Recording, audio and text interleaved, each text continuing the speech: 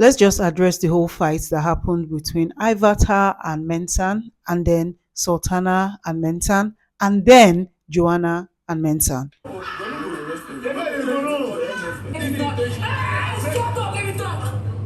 The whole world was against Mensan today, and today was supposed to be one of his best days, and it's so sad, to be honest. It's so sad. You can manipulate me. Do I seem like I'm insecure or something that you can come and be manipulating me? Or So what happened, right? So Ivata was in the kitchen, so was Mensan. And then, the conversation of, oh, this girl came up when Mensan was trying to talk with Bright, and then Ivata heard. She was like, don't mention my name, don't address me as that girl. And, she went off. I know that Ivata has mentioned many times in the house that Mensan should stop speaking about her. Mensan should stop calling her name. She doesn't have anything with Mensan. Mensa should stop spreading that narrative that they are in something. She had mentioned it time and time again, and today she went off. All hell broke loose. And the funny part, Mensa did not say a word. She went on and on for like 10 minutes plus. Mensan didn't say a word. She started revealing things that Mensan has said to her in confidentiality. And she talked about how Mensan said she should not speak with Sultana. Sultana is not good for her. She also said, oh, Mensan does not wash plates because he's a good person. He washes the dishes because he's upset. And she also said that Mensan, he does not like people. He's not as kind as he is. Oh, Mensan this, Mensan that. So she was revealing a lot of things that Mensan has spoken to her about. She also went ahead to talk about the fact that Mensan should stop spreading lies about her and narratives about her. She said Mensan insulted her dad, and all she has done was to be nice to Mensan, and Mensan has taken her for granted. He has been rude to her, and she knows that he doesn't know how to communicate. She tried to be his friend, it didn't work out. He's lousy, he's loud, he's a manipulator. There is nothing that Ivata didn't say about Mensan. And to be fair, some of the things that she said were true. I say through.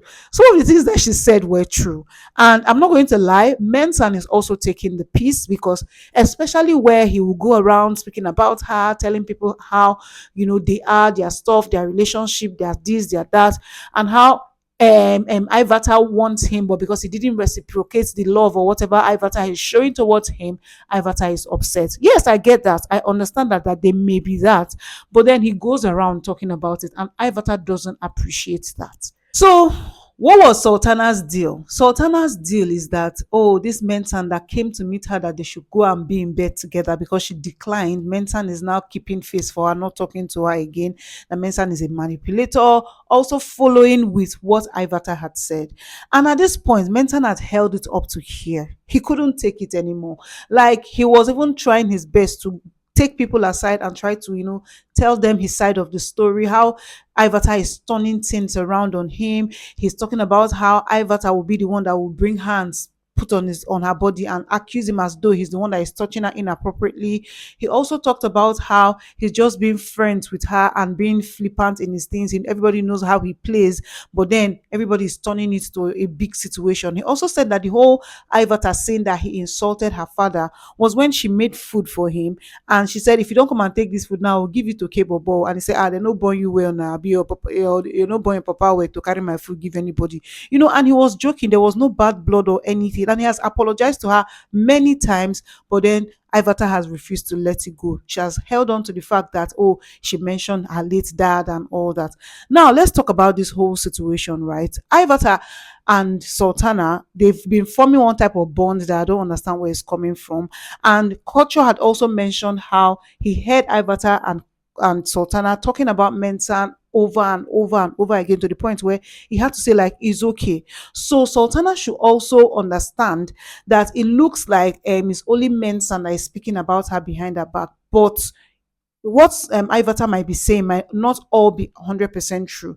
Plus, Ivata should not also be angry that Mensan speaks of her behind her back, because she also speaks about Mensan behind his back. So both of them are doing exact same things. It's just that Mensah's own is quite unbearing for her, especially because she's now getting close with K-Bobo. And Mensah would jokingly say, "Oh, why are you going with my wife? Why are you doing?" And she doesn't want Mensah to come and spoil things for her. So she's putting it out there, making it clear, drawing the line so that he knows that there is nothing between them anymore. And I feel like K-Bobo is part of the reason why Ivatar is doing all this clearing of the air and all those stuff. So with all these things, why did Joanna come in the picture? Mensan had it up to here. He got upset and then he picked a plate from the kitchen and broke it on the floor because of anger. He didn't hit it on anybody or anything, but Joanna was close to the place where the plate broke. And she said that could have hit her. He didn't touch her. He didn't injure her. He didn't do anything to her. She just was upset. And I know that is because for Joanna, she has also seen where Mensan talks about Ivata a lot. And, everybody knows that Mensan is loud. It can be overbearing sometimes. And I feel like that is what is pissing Joanna off. Because when Mensan went to the dining area after the whole burst out or outburst with Ivata, he was explaining to some people in the dining. And Joanna made a statement to him before this whole fight happened with she and Mensan. She made a statement to Mensan and said, "Why didn't you talk to Ivata when she was talking to you? Now you have come here again to come and explain." This is the thing that she's talking about. So I feel like Joanna already has that one dealing with her. Plus the fact that her bestie left today. "Oh, I don't want to do him with anything. He's giving me too much emotion I cannot handle." Now he has gone. You know that this girl went on a ranting spree talking to herself in the garden. "Oh, Victory would have come here now to ask me, are you okay 15 times? Oh, why did you even go today? Why did you even leave?" She has been doing all those ones. And I'm just like, sister, you wanted him to leave you alone. He has left you alone and, in fact, gone home. Or you have your peace. Shebi na him be dey worry your peace. Take your peace now and use it to hold yourself. Anyways, back to the matter. And then she blew things out of proportion, shouting they were holding her. She was doing, "Leave me, leave me." I'm just like, wetin Mensan do you? He broke Big Brother's plate. Yes, people were like, "Why did you break the plate? They will give you strike." Him go use him full chest, collect and strike. Whatever Big Brother wants to do. Destroying of Big Brother's property equals to strike or punishment or whatever Big Brother does. But I feel like this whole thing itself will make Big Brother, the fact that he didn't punish Faith for that whole Emisi thing. When we saw the clip that Showmax released about the fight with Emisi, we saw how Faith went overboard, dragged the whole pot from Emisi. The thing splashed on Emisi's face, poured on the floor and everything. Big Brother didn't say anything. So we're hoping that Big Brother is going to be fair when it's also coming to speak to Mensan, because you cannot do to one and not do to some. Even we have not even agreed that what he did to Bright was enough to give him double strike. We already have all those conversations going on. Anyways, back to the matter. So I just feel like it's so unfair to Mensan today, because Mensan was supposed to be happy. Ebuka legit said his slogan today: "Pressure." No, no, we're not killing the chicken yet. We're not killing the chicken yet. He's so excited. Today again, he won the most influential housemate, which means that the rest of the housemates, they see your efforts, they see you for who you are. That's why you won it out of the remaining 23 other housemates. This is supposed to be a good day for him. And to be fair, he had it coming, because you cannot eat your cake and have it. He's so lousy, he's so loud, and not everybody can relate to that type of personality, and I get it. But then again, it doesn't make it right. Some of the things that Ivata said may be true, but Mensan is not as bad as Ivata is making him look. No, I do not agree to that. Mensan may be loud, he may be going round laughing, doing some things, maybe causing chaos here and there. But one thing that Mensan is not going to be there pretending and washing plates because, oh, he's angry and he just wants to be good, or he's manipulating anybody. No, that's not true. And it's so sad that Sultana will say that about him, because everybody knows that Mensan banters with a lot of people about sleeping on. "Oh, I'm coming to your bed this night." He will say that to Emisi. He will say that to Zit, like virtually anybody, because he's joking. Everybody knows that he has a girlfriend outside the house. But no, Sultana, what's her name? Sultana is making it look like Mensan was serious about her coming to his bed. Like, it's not even that deep. It's not that deep. These girls in this house make it look like everybody's dying for them. They just want them around. They just want them to come to their bed. But no, dear, that's not the story here. I don't know, guys. You tell me what you think about this situation.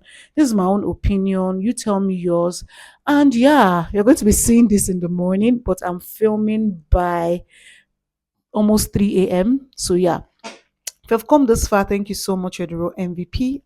And I'm going to see you at the HOH Challenger. Yay! Do you think that these people will keep their crown? Let me know in the comment section below.